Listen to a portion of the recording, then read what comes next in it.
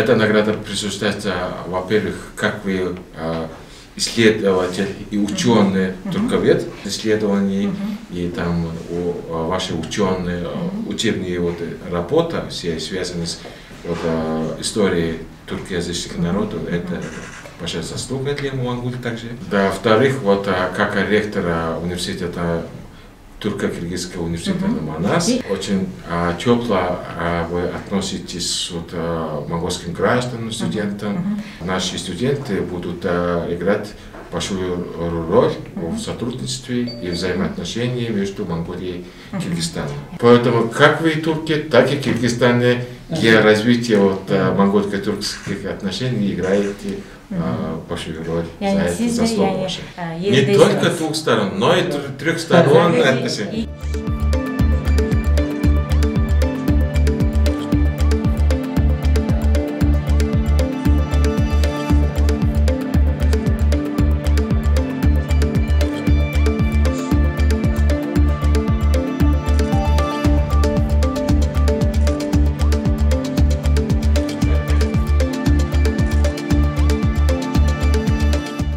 Özellikle Moğolistan benim en çok bilimsel çalışma yaptığım coğrafyalardan birisi.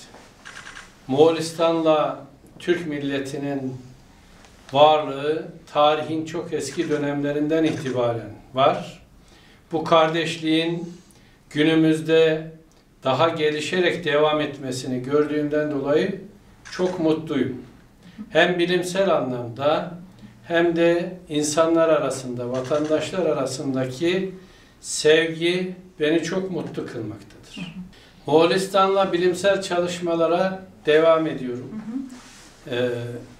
Ömrüm oldukça da Moğolistan tarihiyle, Türk tarihiyle ilgili o coğrafyada çalışmaya devam edeceğim. Bu anlamda bir bilim adamı olarak aldığım bu ödül beni çok mutlu etti. Moğolistan'dan böyle bir ödül hem de Cumhurbaşkanı tarafından takdim edilmesi benim için çok büyük bir şereftir.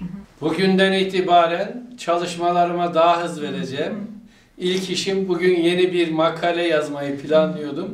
Onun ilk yazılarını bugün başlamış olacağım. Ayrıca Manas Üniversitesi'ne geldiğim tarihten itibaren özellikle Moğol gençlerimizin üniversitemizde okuması için çok gayret gösteriyorum. Gelen gençlerimizle birebir ilgileniyorum.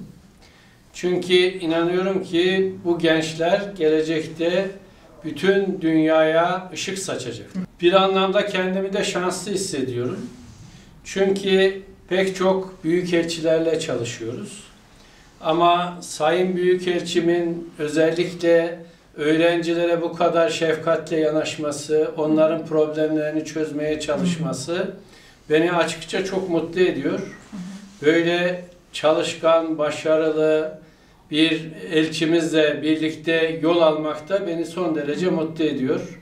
Umarım uzun yıllar dostluğumuz daim eder, birlikte oluruz. Değerli ödülü de Kırgızistan, Türkiye ve Moğolistan arasındaki dostluğu güçlendirmek için çaba artıracağımın bir nişanesi olarak alıyorum. Kendilerine çok teşekkür ediyorum.